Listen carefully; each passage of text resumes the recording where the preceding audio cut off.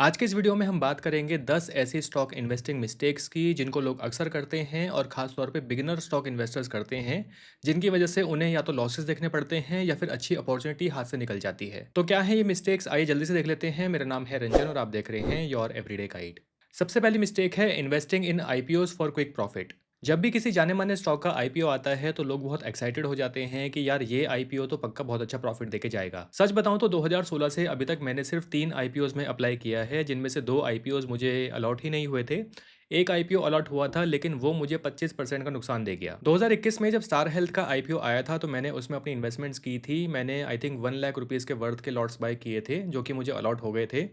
तो जिस दिन स्टार हेल्थ आईपीओ की लिस्टिंग हुई थी उस दिन मुझे लगभग 4 से 5% का प्रॉफिट देखने को मिला था। तो मैंने सोचा थोड़ा सा और होल्ड करते हैं, क्या पता और थोड़ा सा ऊपर की तरफ ये जाए, लेकिन अगले ही कुछ दिनों में मुझे वहाँ पर अच्छा खासा नुकसान देखने को मिला। तो कुछ दिन वेट करने के बाद मैंने फाइनली उसको लॉस पे सेल किया। लगभग 25% का लॉस मुझे वहाँ पर देखने को मिला था। देखिए, जो अच्छे स्टॉक आईपीओज होते हैं वो अधिकतर ओवर सब्सक्राइब्ड होते हैं, तो अगर आपकी किस्मत अच्छी हुई तो वो आपका लॉट हो जाएंगे। अगर दूसरी बार किस्मत अच्छी रही तो लिस्टिंग के टाइम पे वो स्टॉक आईपीओ प्राइस से हायर प्राइस पे लिस्ट होगा, तो आपको वहाँ पर प्रॉफिट मिलेगा। और अगर तीसरी बार भी आपकी किस्मत अच्छी रही तो लिस्टिंग के बाद उसका प्राइस लगातार अप मूव करेगा, आपको वहाँ पर नुकसान देखने को नहीं मिलेगा, इंस्टेड अच्छा प्रॉफिट मिलेगा। तो मेरे ख्याल से जहाँ पर 3 बार अपनी किस्मत को आजमाना पड़े, मतलब ऐसी जगह पर अपना पैसा इन्वेस्ट करना ही क्यों। एटलीस्ट ये चीज़ मैंने अपने लिए मानना शुरू कर दी है। तो कहने का मतलब ये है कि कोई भी आईपीओ एक क्विक मनी मेकिंग स्कीम नहीं है, तो इसको इस तरीके से समझना बंद कर दीजिए। सेकंड मिस्टेक आती है waiting for big capital to invest in stocks. देखिए, स्टॉक इन्वेस्टिंग के लिए किसी बहुत बड़े कैपिटल की नीड नहीं होती। आप छोटे कैपिटल से भी अच्छे स्टॉक्स बाय कर सकते हैं और धीरे धीरे अपने पोर्टफोलियो को ग्रो कर सकते हैं। Small investments are better than no investments. हाँ, अगर आप स्टॉक्स में स्विंग ट्रेडिंग करना चाहते हैं कैश में, तो यहाँ पर आपको बड़ा कैपिटल चाहिए होगा। ठीक है, बहुत से स्टॉक्स ऐसे होते हैं जो काफी कॉस्टली होते हैं। फॉर एग्जाम्पल मारुति की बात करते हैं तो 15,600 का एक स्टॉक आता है। बजाज ऑटो का यही कोई 9,000 रुपए का एक स्टॉक आता है। उसके बाद Asher Motors, TCS, Mahindra and Mahindra, Airtel, ये सभी काफी कॉस्टली स्टॉक्स हैं। लेकिन सिर्फ यही स्टॉक्स थोड़ी हैं, आपको तो पता नहीं कितने ऐसे स्टॉक्स मिल जाएंगे जो फंडामेंटली बहुत अच्छे हैं, ग्रोथ भी आपको अच्छी देखने को मिलेगी और सिर्फ अंडर 500 या फिर 300 रुपीज में भी आपको स्टॉक्स मिल जाएंगे। स्टॉक इन्वेस्टिंग में सबसे बड़ी मिथ ये है कि लोगों को लगता है कि जो महंगे स्टॉक्स होते हैं वो ज्यादा अच्छा प्रॉफिट देते हैं कंपेयर टू जो सस्ते स्टॉक्स होते हैं, जो कि बिल्कुल भी सही नहीं है। प्रॉफिट्स आपको आपके स्टॉक पोर्टफोलियो के वर्थ पे मिलते हैं, ना कि किसी इंडिविजुअल स्टॉक के प्राइस पे। और बड़ा पोर्टफोलियो कभी भी एक दिन में नहीं बनता, उसमें समय लगता है। तो आप धीमे धीमे इन्वेस्ट करके अपने पोर्टफोलियो को ग्रो कर सकते हैं। जब बात आती है लॉन्ग टर्म इन्वेस्टमेंट्स की और ट्रेडिंग की और इनको मोस्ट कॉस्ट इफेक्टिव वे में और एफिशिएंट तरीके से करने की, तो यहाँ पर बात होगी शून्य ऐप की। शून्य एक ऐसा प्लेटफॉर्म है जहाँ पर आपको देखने को मिलेगा कि ऑर्डर एग्जीक्यूशन टाइम यहाँ पर बहुत कम है। लिटरली सेकंड्स में यहाँ पर ऑर्डर एग्जीक्यूट हो जाते हैं और कोई भी लैग देखने को नहीं मिलता। एडवांस चार्टिंग टूल जिसमें आपको ट्रेडिंग व्यू चार्ट देखने को मिलेंगे विद मल्टीपल इंडिकेटर्स, और इनका यूजर फ्रेंडली इंटरफेस बहुत अमेजिंग है। ये एक रीडिजाइन इंटरफेस है for seamless and smooth experience. शून्य की सबसे इंटरेस्टिंग बात यह है कि आप यहाँ पर इंट्राडे और एफएनओ में ट्रेड्स कर सकते हैं, वो भी सिर्फ ₹5 पर एग्जीक्यूटेड ऑर्डर के साथ। इस पे कोई एनुअल मेंटेनेंस चार्जेस नहीं है, कोई हिडन फीस नहीं है, मतलब सब कुछ आपके साथ ट्रांसपेरेंट है। यानी कि यहाँ आपको समझ में आता है कि आपका हर एक पैसा कहाँ जाता है। और बात करते हैं इक्विटी डिलीवरी और म्यूचुअल फंड्स की, तो वो कंप्लीटली फ्री है, यानी कि जीरो चार्जेस के साथ। मतलब long term investments completely free है। इस एक ही ऐप में आपको सब कुछ मिल जाता है, equity, FNO, commodities, currencies, ETF, mutual funds, ये सब कुछ। तो इसको अभी चेकआउट करो, रजिस्टर करो और अपना फ्री डीमैट अकाउंट ओपन करो। और नए जीएसटी चेंजेस के साथ शून्य को ट्राई करने का ये एक बेस्ट टाइम है। बेस्ट चीज ये है कि बिगिनर ट्रेडर्स के लिए ये एक इजी टू यूज प्लेटफॉर्म है और एडवांस ट्रेडर्स को स्पीड और फ्लेक्सिबिलिटी तो यहाँ पर मिलती ही है। तो अगर आपको चाहिए एक स्मार्ट और ऑनेस्ट ट्रेडिंग एक्सपीरियंस तो डाउनलोड करो शून्य और राइज विद शून्य। इसका लिंक आपको इस वीडियो के डिस्क्रिप्शन और मेरे पिन कमेंट में मिल जाएगा। तीसरी मिस्टेक आती है doing daily market watch. Daily market watch again option traders के लिए होता है या फिर स्विंग ट्रेडर्स के लिए होता है, ना कि लॉन्ग टर्म इन्वेस्टर्स के लिए। हाँ, ये सच है कि स्टॉक इन्वेस्टिंग में आपको अपने पोर्टफोलियो को थोड़ा फ्रीक्वेंटली रिव्यू करना पड़ता है, मे बी 15 दिन में एक बार या फिर एक महीने में एक बार, कंपेयर टू म्यूचुअल फंड्स जहाँ पर अगर आप 6 महीने में या फिर एक साल में भी एक बार अपने पोर्टफोलियो को रिव्यू करते हैं तो वो मोर देन इनफ होता है। तो अगर आप डेली अपने स्टॉक पोर्टफोलियो को ओपन करके देखते हैं, सभी स्टॉक्स पे जाके उनके प्राइजेस को, उनके चार्ट्स को जाके रीड करते हैं, देखते हैं, तो मुझे लगता है कि आपको ऐसा नहीं करना चाहिए। डेली प्राइजेस देखने की वजह से जो शॉर्ट टर्म वोलेटिलिटी मार्केट के अंदर होती है उसकी वजह से आपके माइंड में बायसनेस आ सकते हैं, इमोशंस आ सकते हैं, जिनकी वजह से आप एक अच्छे ग्रोइंग स्टॉक को भी हो सकता है छोटी वोलेटिलिटी की वजह से उसको सेल कर दें। तो अगर आप ऐसे कुछ इमोशन से बचना चाहते हैं तो इसका एक सबसे आसान सा तरीका है कि अपने पोर्टफोलियो को बार बार खोल के ना देखें वंस इन अ 15 डेज या फिर वंस इन अ मंथ भी अगर आप देख लेंगे तो वो काफ़ी होगा। चौथी मिस्टेक आती है expecting all stocks to be in green. Example के लिए मान लेते हैं कि आपके स्टॉक पोर्टफोलियो में 50 स्टॉक्स हैं और मार्केट में अच्छा बुल रन देखने को मिल रहा है, फिर भी ऐसा हो सकता है कि 7-8 या फिर 10 ऐसे स्टॉक्स हो सकते हैं जो फिर भी आपको रेड में देखने को मिले। तो अगर कुछ स्टॉक्स आपको रेड में देखने को मिलते हैं तो इसमें कोई भी परेशानी की बात नहीं है, ये नॉर्मल है। हर स्टॉक पोर्टफोलियो में ऐसे कुछ स्टॉक्स होते हैं जो रेड में रह जाते हैं, आपके एक्सपेक्टेशन के हिसाब से ग्रो नहीं करते। तो इस चीज को आप समझिए कि आप अकेले नहीं हैं, आपके पोर्टफोलियो का हर एक स्टॉक ग्रीन में रहे ये जरूरी नहीं है, क्योंकि हर एक इन्वेस्टर किसी स्टॉक को लेके एकदम परफेक्ट डिसीजन ले पाए और हर चीज आपके फेवर में भी काम करे, ये पॉसिबल नहीं है। मे बी आपके स्टॉक पोर्टफोलियो में कुछ ऐसे स्टॉक्स हों जो 1000-1500 या इवन 5000 के नेगेटिव में चल रहे हों और आप ये सोचें कि यार अगर मैं इस स्टॉक को बाय नहीं करता तो मेरा ओवरऑल पोर्टफोलियो ग्रीन में होता, मैं अच्छे पॉजिटिव में होता, इन्हीं स्टॉक्स ने मुझे सबसे ज़्यादा नुकसान दिया है। तो अपने पोर्टफोलियो में से हर एक रेड स्टॉक को सेल कर देना, एग्जिट कर जाना और अपने पोर्टफोलियो को ग्रीन में देखना, ये सिर्फ शॉर्ट टर्म में आपको खुशी दे सकता है, लॉन्ग टर्म में सिर्फ और सिर्फ पेशेंस ही काम आते हैं। इनफैक्ट हर एक स्टॉक पोर्टफोलियो में 3-4 या फिर 5 ऐसे स्टॉक्स होते हैं जो मैक्सिमम प्रॉफिट देके जाते हैं, जिनकी वजह से आपका पूरा पोर्टफोलियो ही ग्रीन में रहता है। पांचवी मिस्टेक आती है averaging more on losing stocks. Again ये इंपॉर्टेंट है और most of the beginner investors अक्सर ये सोचते हैं, ऐसा करते भी हैं, कि जो स्टॉक उनके पोर्टफोलियो में रेड में चल रहा है उसी को सबसे ज़्यादा एवरेज करने की कोशिश करते हैं, ये सोच के कि अगर हम इस रेड वाले स्टॉक को एवरेज कर लेंगे तो जल्दी ही ये स्टॉक ग्रीन में कन्वर्ट हो जाएगा, हमें इसमें भी प्रॉफिट देखने को मिल जाएगा। लेकिन देखिए ऐसा ज़रूरत नहीं है, क्योंकि कोई स्टॉक अगर फॉल हुआ है तो वो क्यों फॉल हुआ है, क्या रीज़न है, क्या पूरा सेक्टर डाउन है, अगर फॉल हुआ है तो उसका बॉटम कहाँ तक होगा, क्या वो रिवर्स कर पाएगा या नहीं कर पाएगा, मतलब हो सकता है अगले 1 साल तक या इवन 2 साल तक भी वो रिवर्स ना कर पाए। तो अगर आप ऐसे स्टॉक में एवरेजिंग करते रहेंगे, अपना पैसा उस स्टॉक में डालते रहेंगे, तो एक तरह से आप इस कैपिटल की वेस्टेज कर रहे होंगे, क्योंकि वो स्टॉक अगर रिवर्स ना हुआ तो आपका अच्छा खासा कैपिटल एक बेकार स्टॉक में जा रहा होगा। इससे अच्छा मोस्ट ऑफ द टाइम तो ये होता है कि अगर आप सही से एनालिसिस करते हैं तो मे बी जो आपका विनिंग स्टॉक है, अगर आप उसी में अपना पैसा डालते रहें तो हो सकता है वो आपको और भी प्रॉफिट दे जाए जितना आपने एक्सपेक्ट भी नहीं किया होगा। तो बेटर है कि किसी भी स्टॉक में एवरेजिंग करें प्रॉपर एनालिसिस के बाद ही।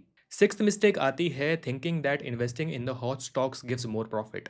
हॉट स्टॉक्स यानी कि वो स्टॉक्स जो आजकल न्यूज़ में हैं, चर्चा में हैं, अगर आप ऑफिस में हैं तो उन्हीं स्टॉक्स के बारे में बात हो रही होती है। देखिए स्टॉक इन्वेस्टिंग का ये फैक्ट है कि जब भी कोई स्टॉक बहुत अच्छी ग्रोथ दे चुका होता है, अपने इन्वेस्टर्स को ऑलरेडी वो बहुत अच्छे रिटर्न्स दे चुका होता है, तब जाकर वो न्यूज़ में या फिर जो आपके ऑफिस में दोस्त वगैरह होते हैं जिनको वो प्रॉफिट देखने को मिलता है उस स्टॉक में, वो लोग इनकी बातें करना स्टार्ट करते हैं। तो अगर आप इसी तरीके से स्टॉक्स में पैसा इन्वेस्ट करने की सोच रहे हैं या फिर करते आए हैं, तो ऐसा करना आपको छोटे ड्यूरेशन में मे बी थोड़ा सा प्रॉफिट दे दे, 5-6% का या फिर 10% का प्रॉफिट आपको देखने को मिल जाए, लेकिन लॉन्ग टर्म में आपकी ये स्ट्रैटेजी काम नहीं करेगी। क्योंकि देखिए बात सिंपल सी है कि अगर कोई स्टॉक पिछले 2-3 दिन में, 4 दिन में अच्छी रैली कर चुका है, अच्छे रिटर्न्स दे चुका है अपने इन्वेस्टर्स को, तो जो भी इन्वेस्टर्स हैं जिन्होंने अपना पैसा उन स्टॉक्स में डाला था वो एक्चुअली में रेडी होते हैं अपना प्रॉफिट बुक करने के लिए। तो अगर आप ऐसे में उस स्टॉक में अपना पैसा डालते हैं और अगर बड़े इन्वेस्टर्स अपना प्रॉफिट वहां से बुक कर लेते हैं, तो उस स्टॉक में एक शार्प सेल देखने को मिलता है, तो यहाँ पर आपको अच्छा खासा नुकसान हो सकता है, आप यहाँ पर पैनिक में आ सकते हैं। तो मेरे ख्याल से जो स्टॉक ज़्यादा न्यूज़ में है, ज़्यादा चर्चा में है, ऐसे स्टॉक्स में अपना पैसा डालने से बचना चाहिए।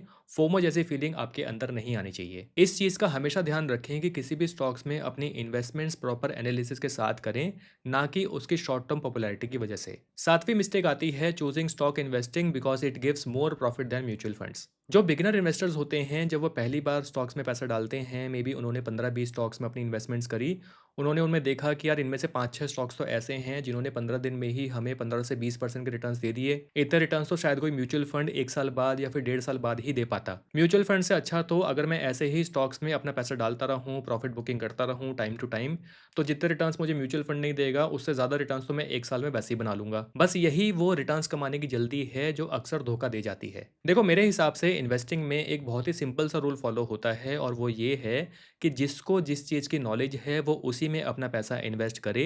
यही चीज़ आपको लॉन्ग टर्म में अच्छा प्रॉफिट दे सकती है। अगर किसी को स्टॉक इन्वेस्टमेंट्स अच्छे से आती है, अच्छा एक्सपीरियंस है, तो वो स्टॉक से पैसा इन्वेस्ट करे। अगर किसी को स्टॉक इन्वेस्टिंग इतनी अच्छी नहीं आती, मार्केट में आए बहुत दिन नहीं हुए हैं, बहुत अच्छा एक्सपीरियंस नहीं है, या फिर स्टॉक मार्केट को टाइम देने के लिए ठीक से टाइम नहीं है, तो ऐसे लोगों को मेरे ख्याल से म्यूचुअल फंड्स में अपना पैसा इन्वेस्ट करना चाहिए। तो अगर आपको स्टॉक इन्वेस्टिंग समझ में नहीं आती है, लेकिन फिर भी अगर आप देखा-देखी में स्टॉक्स में पैसा इन्वेस्ट करते हैं, तो ये आपको स्ट्रेस भी देगा, आपका टाइम भी खाएगा और आपको जितने रिटर्न्स एक्चुअली मिलने चाहिए, शायद उतने रिटर्न्स आपको ना मिल पाएँ। तो ऐसे में बेटर होगा कि आप शांति से, आराम से अपने काम पे फ़ोकस करें और अपनी इन्वेस्टमेंट्स म्यूचुअल फंड्स के थ्रू करते रहें। अक्सर ऐसा होता है और ये फैक्ट है कि अधिकतर stock investors as simple as Nifty 50 के रिटर्न्स को भी लॉन्ग टर्म में बीट नहीं कर पाते और सबसे परेशानी की बात ये है कि उन्हें ये पता ही नहीं होता। 8th मिस्टेक आती है adding more stocks to reduce risk. अक्सर इन्वेस्टर्स को ये लगता है कि जितने ज़्यादा स्टॉक्स उनके स्टॉक पोर्टफोलियो में होंगे, वो बार-बार स्टॉक्स को बाय करते रहते हैं, सिर्फ ये मान के कि जितने ज़्यादा स्टॉक्स उनके पोर्टफोलियो में होंगे, उनका रिस्क उतना ही अच्छे से बैलेंस रहेगा, उनका रिस्क यहाँ पर कम रहेगा। देखिए, किसी भी स्टॉक पोर्टफोलियो में रिस्क कभी भी ज़्यादा स्टॉक से बैलेंस नहीं होता, ये बैलेंस होता है डाइवर्सिफिकेशन से। अगर आप गिने-चुने ही सेक्टर के बहुत सारे स्टॉक्स अपने पोर्टफोलियो में ऐड कर लेते हैं, तो इससे आपका रिस्क कम नहीं होता, बल्कि आपका रिस्क एज़ इट इज़ ज़्यादा रहता है, क्योंकि अगर बाय एनी चांस कल को वो सेक्टर डाउन होते हैं, तो आपके जितने भी स्टॉक्स उस सेक्टर को बिलॉन्ग करते हैं, वो सभी स्टॉक्स खराब परफॉर्मेंस देना स्टार्ट कर देंगे और आपको यहाँ पर नुकसान होना स्टार्ट हो जाएगा। तो जब भी आप अपना स्टॉक पोर्टफोलियो कंस्ट्रक्ट करें, आपके लिए समझना ज़रूरी ये है कि क्या आपने सही डाइवर्सिफिकेशन फॉलो किया है या नहीं किया है। सही डाइवर्सिफिकेशन का मतलब है कि डिफरेंट सेक्टर से जुड़े जो भी अच्छे स्टॉक्स हैं, उनमें अपनी इन्वेस्टमेंट्स करना। कल को अगर किसी भी रीज़न से एक सेक्टर डाउन होता है, तो दूसरे सेक्टर के जो स्टॉक्स हैं, वो अपनी परफॉर्मेंस देके आपके पोर्टफोलियो को बैलेंस करते हैं। 9th मिस्टेक आती है taking stock investing as short term activity. देखिए, स्टॉक इन्वेस्टिंग का मतलब बस स्टॉक्स को बाय करना और कुछ दिन के बाद उनको सेल कर देना नहीं होता। स्टॉक इन्वेस्टिंग में जो बड़े इन्वेस्टर्स हैं, जिन्होंने रियल में काफ़ी अच्छा खासा पैसा कमाया है, बनाया है, वो पैसा वो तभी बना पाए हैं जब उन्होंने फंडामेंटली अच्छे स्टॉक्स में पैसा डालकर इंतज़ार किया है, पेशेंस रखे हैं। तो स्टॉक इन्वेस्टिंग कोई शॉर्ट टर्म एक्टिविटी नहीं होती, शॉर्ट टर्म एक्टिविटी करते हैं जो ट्रेडर्स होते हैं। तो यहाँ पर डिफरेंस आ जाता है ट्रेडर्स और इन्वेस्टर्स के बीच में। तो अगर आप स्टॉक्स में इन्वेस्टिंग करना चाहते हैं, यानी कि आपको फंडामेंटली अच्छे स्टॉक्स में पैसा डाल के यहाँ पर आपको वेट करना पड़ेगा, ये एक लॉन्ग टर्म एक्टिविटी आपके लिए होनी चाहिए। मे बी आपने एक कंसेप्ट का नाम सुना हो, कॉफी कैन इन्वेस्टिंग, इसके ऊपर एक बुक भी आई थी। ये वो कंसेप्ट होता है जब स्टॉक इन्वेस्टर्स अच्छे स्टॉक्स में अपना पैसा डाल के उनको छोड़ देते हैं, लंबे समय के लिए छोड़ देते हैं, बार-बार अपने पोर्टफोलियो को चेक नहीं करते। ऐसी स्टॉक इन्वेस्टिंग लेस स्ट्रेसफुल भी होती है और लॉन्ग टर्म में अच्छे रिटर्न्स भी दे देती है। फाइनली 10th मिस्टेक आ जाती है नॉट फोकसिंग ऑन लर्निंग्स। देखिए, स्टॉक इन्वेस्टिंग या इवन अगर हम म्यूचुअल फंड इन्वेस्टिंग की भी बात करते हैं, तो मैं अक्सर अपनी वीडियोस में कहता हूँ कि कभी भी म्यूचुअल फंड्स के नाम सुन के या फिर अगर हम स्टॉक्स की बात करते हैं, तो स्टॉक्स के नाम सुन के कहीं से टिप ले लेके अपनी इन्वेस्टमेंट्स नहीं करनी चाहिए। आपको अपनी लर्निंग्स पे यहाँ पर फोकस करना चाहिए। अगर इनिशियली आपकी लर्निंग नहीं है, तो जैसे कि मैंने आपको बताया था कि आप म्यूचुअल फंड में इन्वेस्टमेंट से स्टार्ट करें। धीमे-धीमे जैसे-जैसे आपको स्टॉक मार्केट का एक्सपीरियंस होता रहे, नई-नई चीज़ें आपको सीखने में आएँ, तब आप स्टॉक इन्वेस्टिंग की तरफ जा सकते हैं। तो स्टॉक इन्वेस्टमेंट्स में बात करते हैं, तो जैसे चार्ट्स की बात करते हैं, तो चार्ट्स को रीड करना, सपोर्ट कहाँ पर है, रेजिस्टेंस कहाँ पर है, प्राइस एक्शन का मूवमेंट क्या होता है, इन सभी चीज़ों को सीखना ज़रूरी होता है। वहीं अगर हम फंडामेंटल्स की बात करते हैं, तो किसी भी कंपनी के बारे में जो उसकी इंटरनल डिटेल्स है, यानी कि सेल्स कितने रहे हैं, प्रॉफिट्स कितने रहे हैं, कंपनी की ग्रोथ क्या है, उसकी जो बैलेंस शीट है, उसको रीड करना, ये सभी चीज़ें सीखना समझना ज़रूरी होता है। तब जाकर आप स्टॉक इन्वेस्टिंग से रियल में अच्छा प्रॉफिट लॉन्ग टर्म में ग्रो कर सकते हैं। तो मेरे ख्याल से अगर आप स्टॉक इन्वेस्टमेंट्स करते हैं, तो जितना जल्दी आप अपना खुद का एनालिसिस करना सीख जाएंगे, सीखने के लिए बहुत सारे रिसोर्सेज अवेलेबल हैं फ्री में, आपको पता नहीं कितनी वीडियोस मिल जाएंगी, बहुत सारी ई बुक्स आपको मिल जाएंगी। तो इन सभी रिसोर्सेज का सही से इस्तेमाल करें और अपना एनालिसिस करना सीखें। आई होप ये वीडियो आपके लिए हेल्पफुल रही होगी और अपने स्टॉक इन्वेस्टमेंट्स और ट्रेडिंग के लिए शून्य को जरूर चेकआउट करें। इसका लिंक आपको वीडियो के डिस्क्रिप्शन में मिल जाएगा। जल्दी ही मिलेंगे एक और वीडियो में। Thank you for watching.